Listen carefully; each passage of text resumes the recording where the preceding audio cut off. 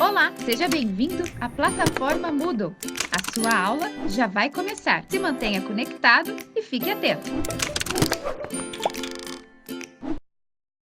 Olá, pessoal, tudo bem com vocês? Espero que sim. Bom, primeiramente quero dizer que é uma grande honra estar aqui falando com vocês sobre esse assunto que eu costumo falar que eu amo de paixão, que é o secretariado executivo. E também quero desejar aí as boas-vindas para você que é acadêmico do curso de secretariado, para você que é profissional da área, ou que não é da nossa área, né? Não é da área de secretariado executivo, mas por algum motivo está assistindo essa videoaula. Eu desejo que seja é um curto tempo, né, que vamos estar juntos, mas espero que seja, assim, bem proveitoso, que consiga agregar na sua formação acadêmica, na sua formação profissional. Bom, antes de mais nada, eu quero me apresentar. Eu sou, para quem não me conhece, eu sou a Rosimeire, porém muitas pessoas me chamam de Rose ou professora Rose, né? Agora que iniciei a minha carreira na docência aqui na Universidade Estadual de Maringá, na UEM, e falar para vocês também um pouquinho da minha experiência. Estou na área, atuando como secretária executiva há aproximadamente 9 anos, possuo formação na área, algumas especialização. Então, de repente, se depois vocês tiverem alguma dúvida e eu conseguir auxiliá-los, estou à disposição, ok? Bom, o assunto separado para a gente aqui hoje, vocês já tiveram aula com a professora Verônica e com a professora Patrícia também, né, sobre ética. O nosso assunto é sobre administração e organização. Essa parceria, né, eu costumo tratar como uma grande parceria entre a administração e o secretariado. E antes de mais nada, antes da gente iniciar o assunto administração propriamente dito, eu queria perguntar para vocês, o que vocês entendem por organização? O que seria a organização? Será que a organização é o mercadinho lá perto de casa, que eu faço compra? A organização é o lugar que eu trabalho, o lugar que minha mãe trabalha, que meu pai trabalha. A organização é a empresa que eu quero trabalhar. A minha casa eu considero uma organização. E aí? Esses exemplos são corretos? O que vocês acham? Sim, todos são exemplos de organização. E aí, o Maximiano, eu trouxe até o livro dele aqui para vocês. Então, Maximiano, aqui na teoria geral da administração, ele define para a gente organização de uma forma muito clara e objetiva. Ele define a organização como um sistema de recursos, né, um conjunto de recursos para se atingir um grande objetivo. Que pode ser um produto ou pode ser um serviço. E aí esses recursos vão desde pessoas, informação, conhecimento, tempo, dinheiro, instalações. Então, todas essas variáveis, né, esses fatores a gente pode considerar como recurso, e a união, o conjunto desses recursos trabalhando junto, de forma harmoniosa, eles têm um objetivo. E se tenho esse objetivo de um produto ou um serviço, eu posso considerar uma organização. E aí que entra a administração. Por quê? Porque a organização, ela está presente em toda a sociedade humana e ela é muito importante para toda a sociedade. Por quê?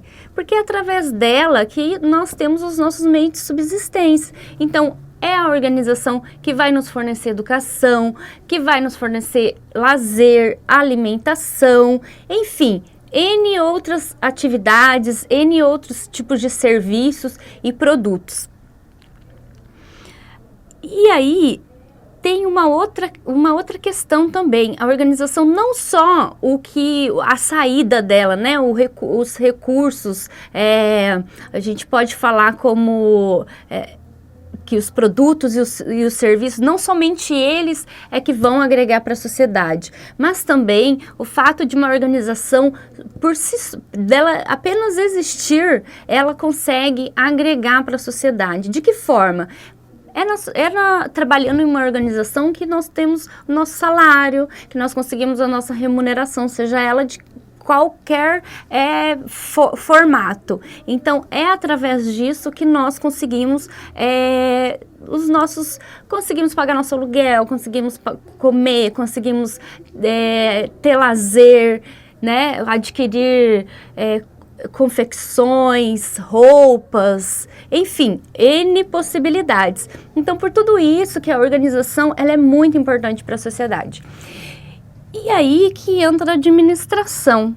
E eu faço novamente para vocês a pergunta, o que seria administração? Será que quando eu falo de administração, eu estou falando apenas da graduação de administração? Estou falando do meu chefe, que é um administrador? E aí, será que é só isso? Será que eu consigo encontrar administração em outras áreas? Quando a administração começou? E aí eu pergunto para vocês, o que seria administração? O que vocês têm na cabeça de vocês? O que seria o ato de administrar? E aí o Maximiano também traz para a gente algumas definições. Ele fala que administrar é o ato de tomar decisões, o ato de trabalhar com informações e também administrar pessoas. E por que a administração é tão importante? A administração, de que forma ela vai agregar, de que forma ela vai dar um bom desempenho na organização, de que forma ela vai contribuir para uma organização. Como administrar é tomar decisões. Então, quando você administra uma organização, você consegue fazer com que ela atinja os melhores resultados. Então, quando eu trabalho a administração dentro da organização, o que eu estou fazendo com isso? Eu estou fazendo com que os meus recursos, eu estou adequando meus recursos, eu estou fazendo com que eles atinjam um melhor desempenho, com que a minha empresa consiga um resultado melhor, né? Consiga uma maior lucratividade, que aumente a produtividade. Então, seria isso o ato de administrar. A administração, ela vem para contribuir nessa adequação, nesse melhor desempenho dos recursos. E eu pergunto para vocês, desde quando se administra? Ah, professora, desde que começou, né, que tem faculdade, ou desde a Revolução Industrial. Não. A administração, ela existe desde os tempos primórdios, assim como a organização.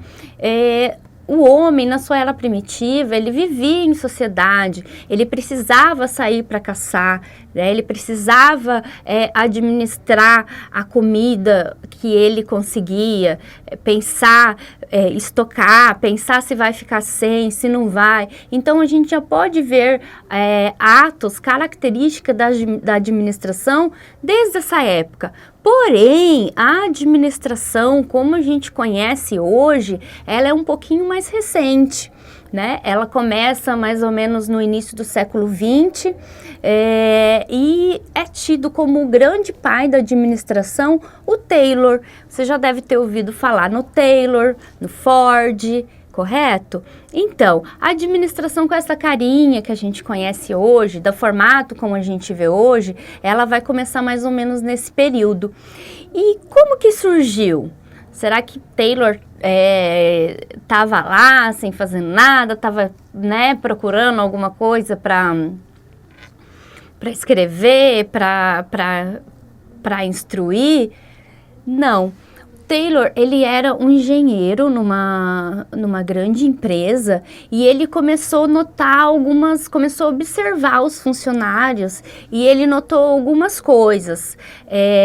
Ele notou que os funcionários não tinham motivação para trabalhar, que às vezes eles estavam trabalhando em situações, em cargos que eles não tinham aptidão para trabalhar, que as tomadas de decisões eram feitas apenas por palpite e não tinha nenhum planejamento, nada. Então, Taylor, vendo tudo isso, ele sugeriu algumas modificações, e uma delas, a primeira delas, foi mensurar o trabalho, quanto tempo o homem ele gastaria para desempenhar determinada tarefa.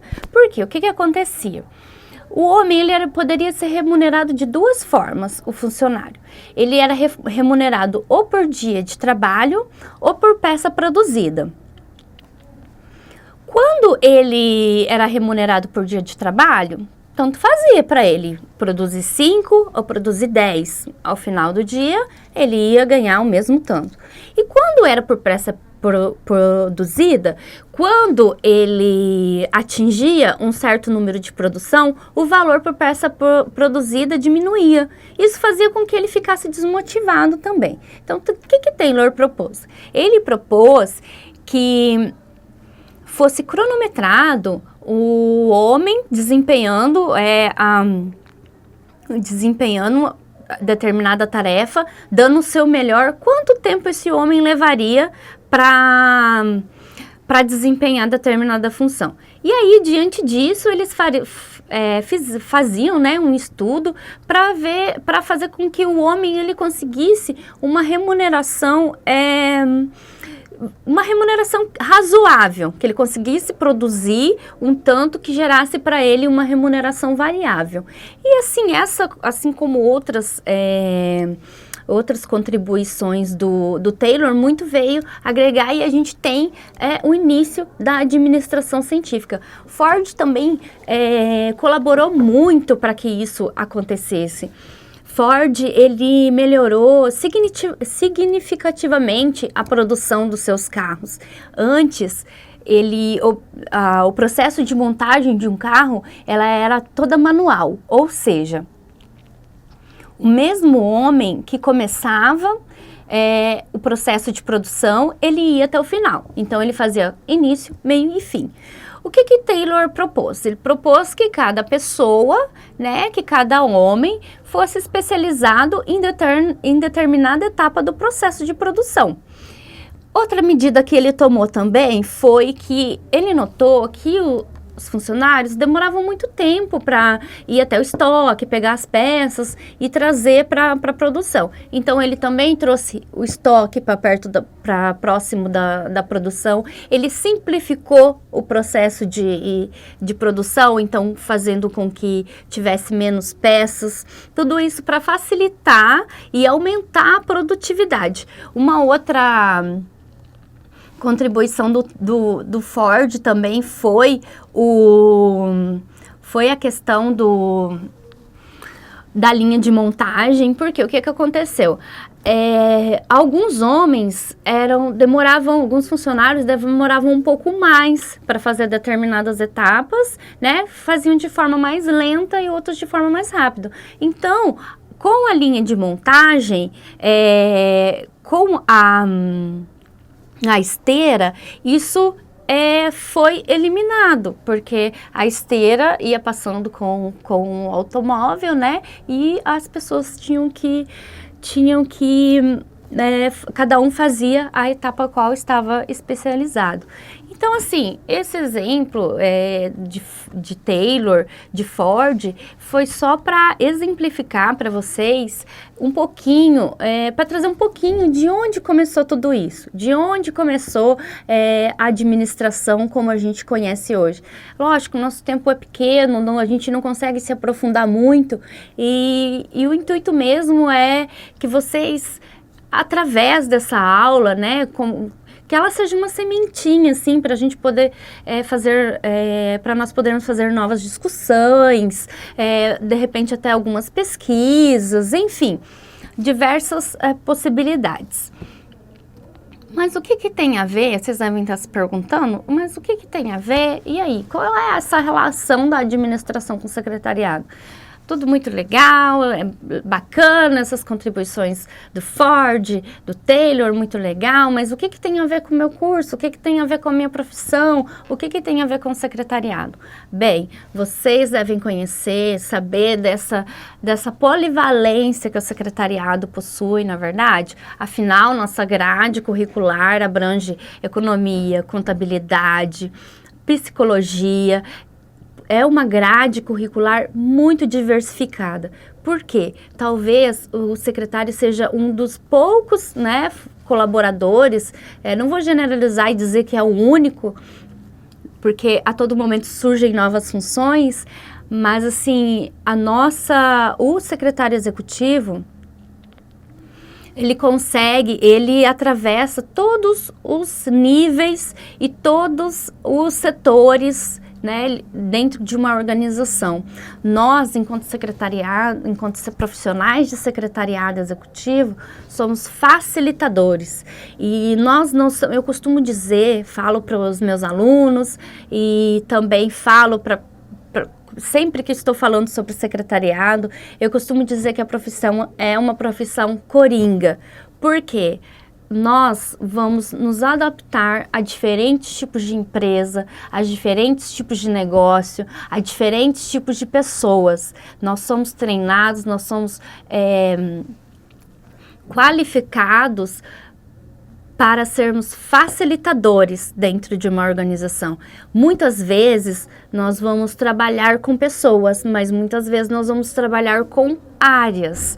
Como vocês devem conhecer um pouquinho da evolução da profissão de secretariado, que muito mudou desde a década de 50, né, onde a secretária, naquela época, a maioria, né, predominantemente eram mulheres. Então, a secretária, ela tinha mais um status, significava mais status. Então, a pessoa tinha uma casa grande, tinha um carro e tinha uma secretária. Era status, né? Depois ela foi evoluindo, a profissão foi evoluindo, ela ganhou um pouco de status gerencial, mais ou menos na década de 70. Em 80 já surge a regulamentação já acontece a regulamentação da profissão do secretariado. Nós também ganhamos o nosso conselho de ética na década de 80 e a partir de 1990 nós vemos os homens voltando, né, para a profissão